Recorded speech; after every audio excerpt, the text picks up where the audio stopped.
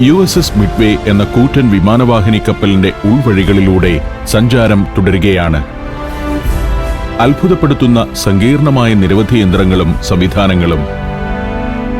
കേട്ടറിവ് മാത്രമുള്ള അമേരിക്കൻ യുദ്ധക്കപ്പലിനകം ഇങ്ങനെ കാണുക എന്നത് കൗതുകകരമായ അനുഭവമാണല്ലോ. ബ്രിഗ് എന്നൊരു ഭാഗത്തേക്കാണ് നടന്നെത്തിയിരിക്കുന്നത്. വിലങ്ങണിഞ്ഞ കൈകളോടെ ഒരാൾ. ഇവിടം എന്തിനുവേണ്ടിയായിരുന്നു ഉപയോഗിച്ചിരുന്നത് എന്നത് ഈ പ്രതിമകളിലൂടെ അറിയാം. ഇയാളും പട്ടാളക്കാരൻ തന്നെയാണ്. കപ്പലിലെ ജയിലാണിത്. ദീർഘകാലം കരയുമായി ബന്ധമില്ലാതെ കപ്പലിൽ തന്നെ ജീവിക്കുന്ന കാലത്ത് ഇവിടെയും അനുസരണക്കേടും കുറ്റകൃത്യങ്ങളുമെല്ലാം ഉണ്ടാവും. അതിന്റെ പേരിൽ പിടിക്കപ്പെടുന്നവരെ സൂക്ഷിക്കുന്ന ജയിൽ തന്നെയാണ് ബ്രിഗ് എന്ന് പറയുന്നത്. പട്ടാളക്കാരന്റെ ബ്രിഗിലെ ജീവിതം എങ്ങനെയായിരിക്കുമെന്ന് വ്യക്തമാക്കാൻ ഇവിടെയും ഒരു മെഴുകു പ്രതിമയുണ്ട്. ബ്രിഗ് എന്നാൽ പഴയകാലത്തെ ഇരട്ട പായ്മരമുള്ള കപ്പലായിരുന്നു. ഒരു കാലത്ത് അമേരിക്കൻ നേവി അത്തരം പായ്ക്കപ്പലുകൾ ജയിലുകളായി ഉപയോഗിച്ചു വന്നു. യുദ്ധക്കപ്പലിനുള്ളിലെ ജയിലുകൾ ബ്രിഗ് എന്ന് പിന്നീട് വിളിക്കപ്പെടാനുള്ള കാരണം അതാണ്. ലാലു കപ്പലിലെ കുറ്റവാളിയായി കുറച്ചുനേരം. ഏറ്റവും പ്രശ്നക്കാരെയാണ് ഏകാന്ത തടവിന് വിടുക. അതല്ലാത്തവരെ ഇത്തരം മുറികളിൽ ഒരുമിച്ച് പാർപ്പിക്കുകയാണ് പതിവ്. തടവുകാർക്കുള്ള ടോയ്ലറ്റാണിത്. അടുത്തതായി കപ്പലിലെ ക്രൂവിന്റെ താമസ സ്ഥലമാണ്. ഇടനാഴികളുടെ എല്ലാം മേൽത്തട്ടിലൂടെ സങ്കീർണമായ കേബിളുകളും കുഴലുകളും കടന്നുപോകുന്നു. ഇനിയും താഴേക്കിറങ്ങണം എഞ്ചിൻ റൂമിലേക്കെത്താൻ. പല നിലകൾ. എഞ്ചിൻ റൂം കപ്പലിന്റെ അടിത്തട്ടിലെ നിലയിലായിരിക്കുമല്ലോ. പല കോണികളിറങ്ങി പല ഇടനാഴികൾ പിന്നിട്ട് എഞ്ചിന്റെ മെയിൻ കൺട്രോൾ റൂമിലേക്കാണ് എത്തിയിരിക്കുന്നത്. കുറേയേറെ മീറ്ററുകളും മറ്റുപകരണങ്ങളുമെല്ലാമുള്ള ഒരു മുറി. അവിടെ ഇത്രയും എഞ്ചിനീയർമാർ ഷിഫ്റ്റ് അനുസരിച്ച് 24 മണിക്കൂറും ഇരുന്നാണ് പ്രവർത്തനങ്ങൾ നിയന്ത്രിക്കുന്നത്.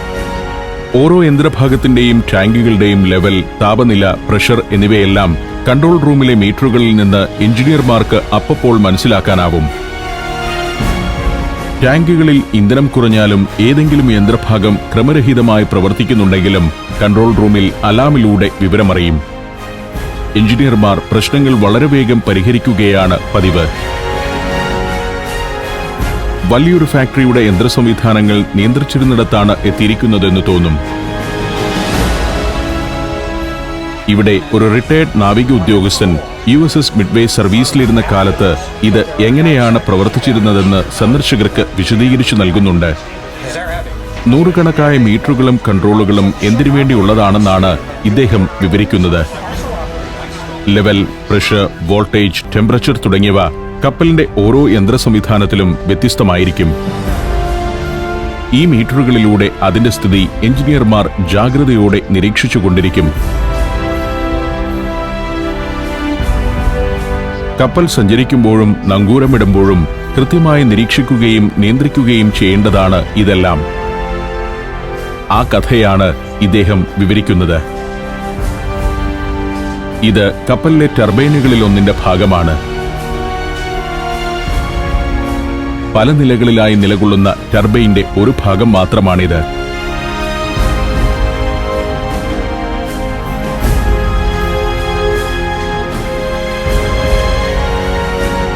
കപ്പലിന്റെ എഞ്ചിൻ റൂം ഒരു അത്ഭുത ലോകം തന്നെയാണെന്ന് എനിക്ക് തോന്നി. എന്തെന്ത് സംവിധാനങ്ങൾ! കപ്പലിൽ എഞ്ചിൻ റൂം എന്നാൽ ഒറ്റ എഞ്ചിൻ സ്ഥാപിച്ചിരിക്കുന്ന ഇടമല്ല. നിരവധി എഞ്ചിനുകളുണ്ട്. അവ ഓരോന്നും ഓരോ പ്രത്യേക ആവശ്യങ്ങൾക്കുള്ളതാണ്. കപ്പലിനെ ചലിപ്പിക്കാനുള്ള പ്രൊപ്പൽഷൻ എഞ്ചിൻ മുതൽ വൈദ്യുതി ഉൽപ്പാദിപ്പിക്കുന്നതിനുള്ള എഞ്ചിൻ വരെ ഇതിൽ ഉൾപ്പെടുന്നു. ഇവയ്ക്ക് പുറമെ പ്രൊപ്പല്ലർ നിയന്ത്രണ സംവിധാനങ്ങൾ, ഗിയർ ബോക്സുകൾ എന്നിവയും ഇതിനകത്താണ്. എഞ്ചിൻ റൂമിൽ നിന്നും ഗോവണികൾ കയറി ഞങ്ങൾ വീണ്ടും ഹാങ്ങർ ഡെക്കിലേക്കെത്തി. ഇവിടെ കുറെ സുവനീറുകൾ നിരത്തി വിൽപ്പനയ്ക്കായി വെച്ചിട്ടുണ്ട്. ഓരോ കോണിലായി പണ്ട് യുദ്ധരംഗത്തെ വീരന്മാരായിരുന്ന വിമാനങ്ങൾ. F4U4 കോർസെയർ എന്ന ഫൈറ്റർ വിമാനമാണിത്. രണ്ടാം ലോകമഹായുദ്ധത്തിൽ പങ്കെടുത്തിട്ടുള്ള വിമാനം. അതിനു ചുവട്ടിൽ വൃദ്ധനായ ഒരു പൈലറ്റ് ഇരിപ്പുണ്ട്. യുദ്ധത്തിൽ F4U4 കോർസെയർ പറത്തിയിരുന്നയാളാണ്. അദ്ദേഹം യുദ്ധവിശേഷങ്ങൾ ആളുകളുമായി പങ്കുവയ്ക്കുന്നു. ലാലു പൈലറ്റും ഒത്തുനിന്ന് ഒരു ഫോട്ടോ എടുത്തു. യുദ്ധരംഗത്ത് ജീവൻ പണയം വെച്ച് അടരാടിയിരുന്നവർ ആദരിക്കപ്പെടുകയാണ് ഇപ്പോൾ ഈ കപ്പലിൽ. TBM അവഞ്ചർ എന്ന ടോർപിഡോ ബോംബർ വിമാനമാണ് ഇത്. രണ്ടാം ലോകമഹായുദ്ധത്തിൽ പസഫിക് സമുദ്രത്തിലെ മുന്നേറ്റത്തിൽ അമേരിക്കൻ സൈന്യത്തെ ഏറെ സഹായിച്ച വിമാനം. ഇവിടെ ഇങ്ങനൊരു സംവിധാനമുണ്ട്. സിമുലേറ്ററുകളാണ്. അതിനുള്ളിൽ കയറിയിരിക്കുന്നവർക്ക് യുദ്ധവിമാനം പറത്തുന്ന ഒരു ഫീൽ ലഭിക്കും. പ്രത്യേക ടിക്കറ്റ് എടുത്താൽ അല്പനേരത്തേക്ക് US സൈന്യത്തിൽ നമുക്കൊരു സാങ്കല്പിക പൈലറ്റ് ആവാം. SNJ ടെക്സാൻ എന്ന വിമാനമാണിത്. രണ്ടാം ലോകമഹായുദ്ധകാലത്ത് പൈലറ്റുമാരുടെ പരിശീലനത്തിന് ഉപയോഗിച്ചിരുന്ന വിമാനം. ഹാങ്ങർ ഡെക്കിൽ ജനത്തിരക്കേറുകയാണ്.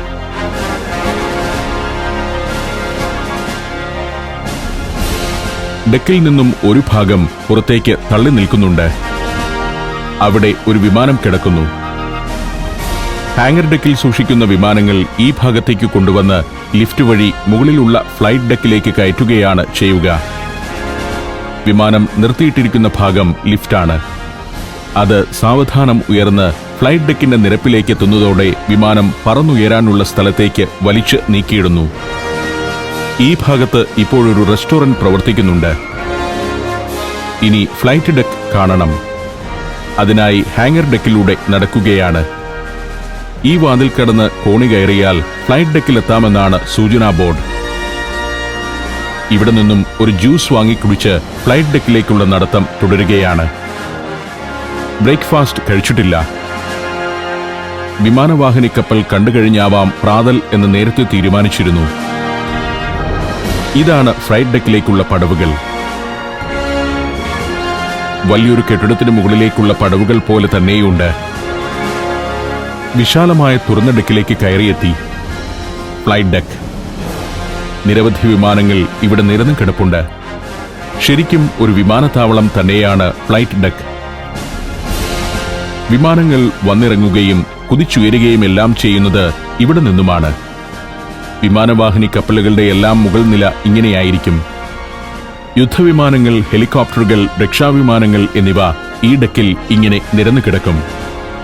നിർദ്ദേശം ലഭിക്കുന്നതിനനുസരിച്ച് അവയോരോന്നും ഇവിടെ നിന്ന് കുതിച്ചുയരുകയും ദൗത്യ നിർവഹണത്തിനു ശേഷം ഇവിടെ തന്നെ തിരിച്ചിറങ്ങുകയും ചെയ്യും.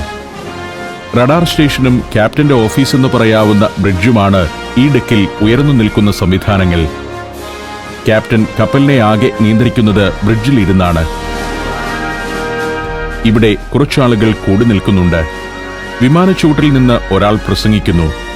റിട്ടയേർഡ് നേവി ഉദ്യോഗസ്ഥൻ സന്ദർശകർക്ക് ക്ലാസ് എടുക്കുകയാണ്. എങ്ങനെയാണ് ഫ്ലൈറ്റ് ഡെക്കിലേക്ക് വിമാനം ഇറങ്ങിയിരുന്നതെന്നും ഇവിടെ നിന്നും യുദ്ധത്തിനായി പറന്നുയർന്നിരുന്നതെന്നും വിവരിക്കുന്നുണ്ട്. മ്യൂസിയമായി മാറിയ വിമാനവാഹിനി കപ്പൽ സന്ദർശകർ വെറുതെ കണ്ടു നടക്കുകയല്ല. വിശദമായി പഠിക്കാനുള്ള അവസരം കൂടിയുണ്ട് ഇവിടെ. കുട്ടികൾക്കും മുതിർന്നവർക്കും ഇതു നൽകുന്ന പ്രചോദനം എത്രയാണെന്നാണ് അത്ഭുതത്തോടെ ഞാൻ ചിന്തിക്കുന്നത്. അമേരിക്ക ലോകത്തിൽ ഒന്നാമനായി ഇപ്പോഴും തുടരുന്നതിനു പിന്നിൽ അവരുടെ ഇത്തരം പരിശീലനങ്ങളും പ്രചോദനങ്ങളുമെല്ലാമുണ്ട്. മ്യൂസിയം കാണാനും അതിൽ നിന്ന് കൂടുതൽ അറിവുകൾ നേടാനും ഇവിടെ ഏറ്റവും അധികമെത്തുന്നത് അമേരിക്കക്കാർ തന്നെയാണ്. 137 യുദ്ധവിമാനങ്ങളെ വരെ ഒരു സമയത്ത് വഹിച്ച് യുദ്ധമുഖത്തേക്ക് നീങ്ങിയിട്ടുണ്ട് USS മിഡ്വേ. കൊറിയൻ യുദ്ധകാലത്ത് ഇതിൽ 100 വിമാനങ്ങളാണ് ഉണ്ടായിരുന്നത്. 65 വിമാനങ്ങളുമായാണ് വിയറ്റ്നാം യുദ്ധത്തിൽ പങ്കെടുക്കാൻ ഈ കപ്പൽ നീങ്ങിയത്. യുദ്ധഭൂമിയിൽ തകർന്നു വീഴുന്ന വിമാനങ്ങൾക്ക് പകരം മറ്റൊന്ന് പെട്ടെന്ന് തന്നെ കപ്പലിലേക്ക് എത്തിക്കുകയായിരുന്നു പതിവ്. ഇതാണ് ഫ്ലൈറ്റ് ഡെക്കിലെ റൺവേ. അതിന്റെ ഇരുവശങ്ങളിലുമായി വിമാനങ്ങളും ഹെലികോപ്റ്ററുകളും നിർത്തിയിടുന്നതായിരുന്നു പതിവ്. ഇതൊരു കപ്പൽ തന്നെയാണോ എന്ന് സംശയിച്ചു പോകും ഫ്ലൈറ്റ് ഡെക്ക് ഇങ്ങനെ കാണുമ്പോൾ. ഇത്തരത്തിലുള്ള ഒന്നോ രണ്ടോ കപ്പലുകളല്ല ഇപ്പോഴും സർവ്വസജ്ജമായി യുഎസിന്റെ പക്കലുള്ളത് എന്നോർക്കണം.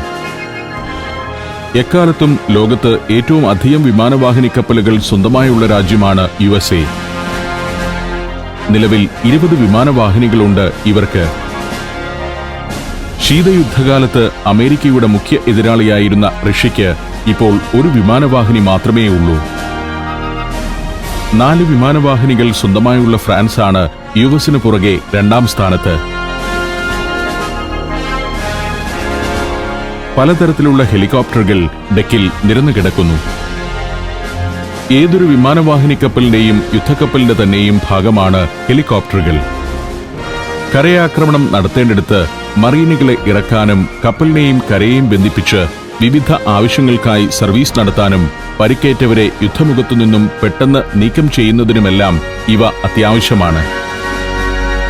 FOS-30S, HM റിട്രൈവർ, H-34 Seabat, SH-2 Sea Sprite എന്നിങ്ങനെ പല ഹെലികോപ്റ്ററുകൾ. കരയിലാകട്ടെ കപ്പലിന്റെ ഡെക്കിലാകട്ടെ ഇറങ്ങാൻ റൺവേ ഒന്നും ആവശ്യമില്ല എന്നതാണ് യുദ്ധരംഗത്ത് ഹെലികോപ്റ്ററിനെ പ്രിയങ്കരമാക്കുന്നത്.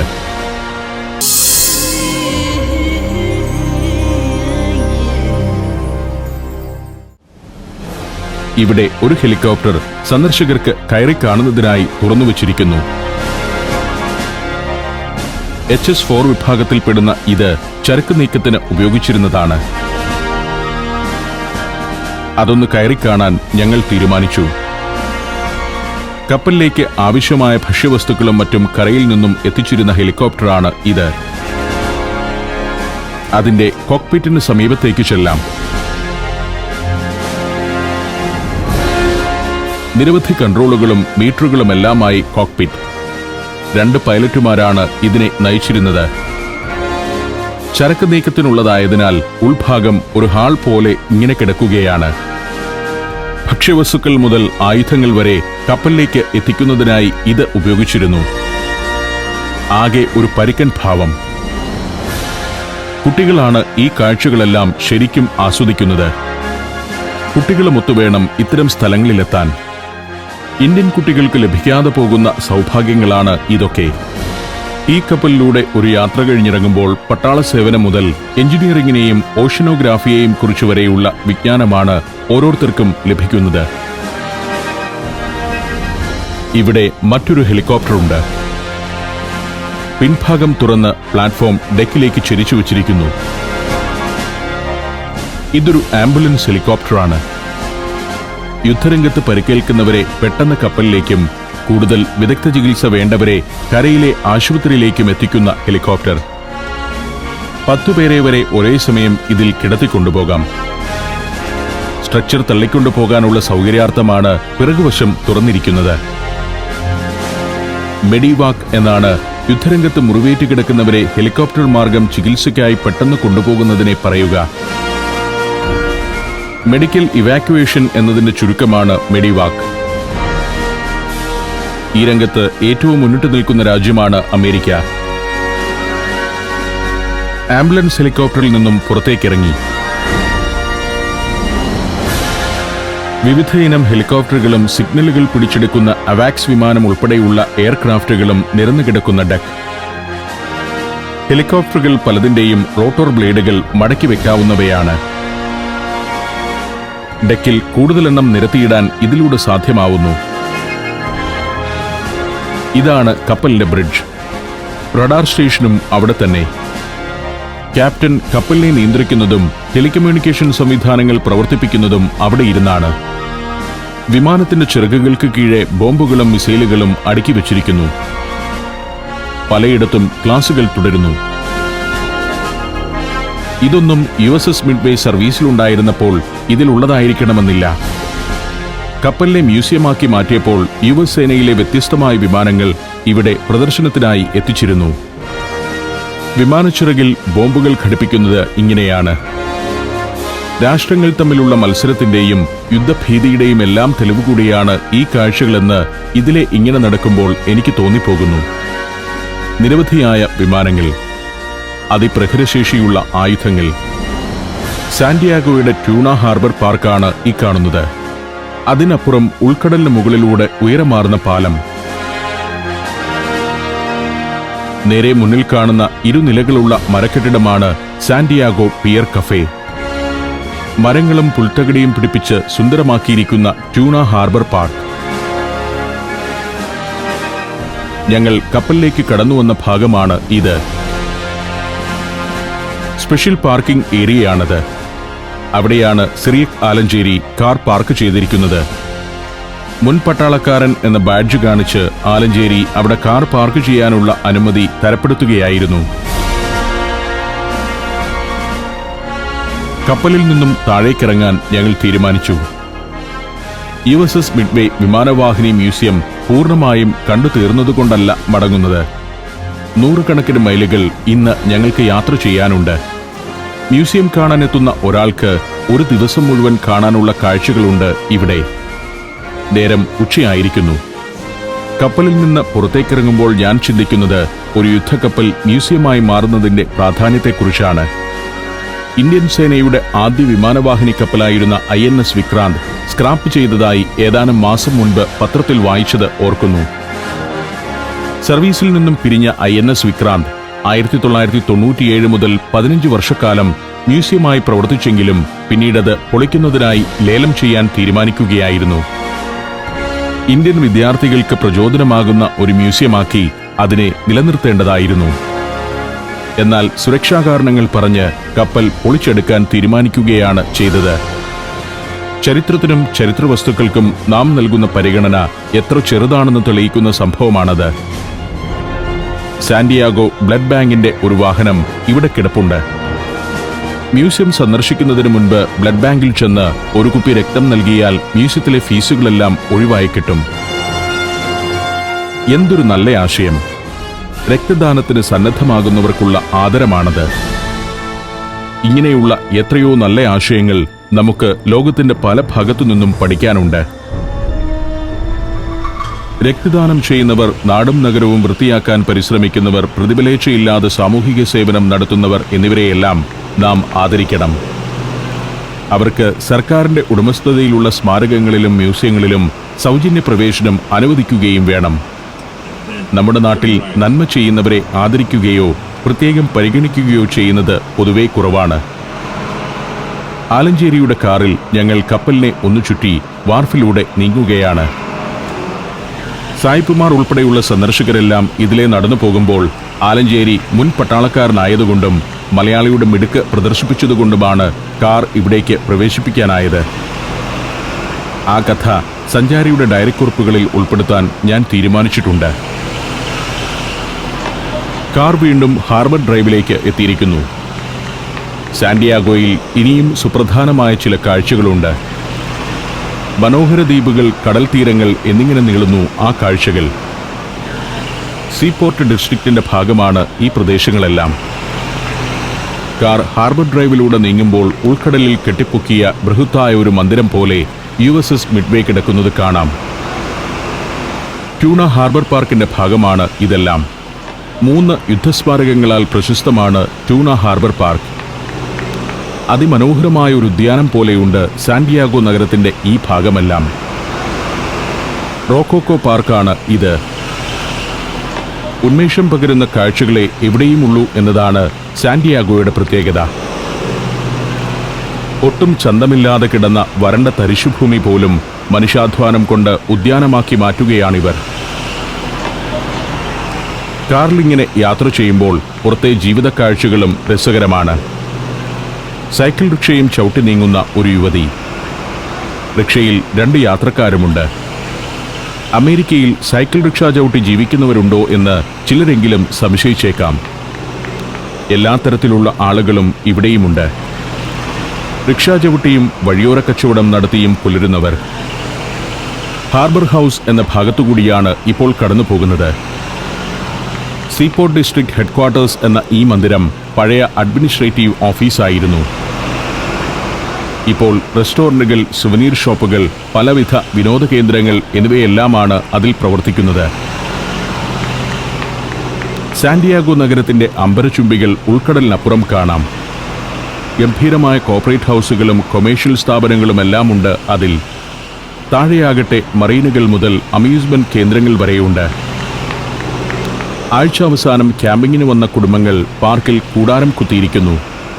അവധി ദിവസങ്ങളിൽ സാന്റിയാഗോ ആഘോഷങ്ങളുടെ നഗരമായി മാറുന്നു. ആരെയും വശീകരിക്കുന്ന ഒരു മാസ്മരികത ഈ നഗരത്തിനുണ്ട്.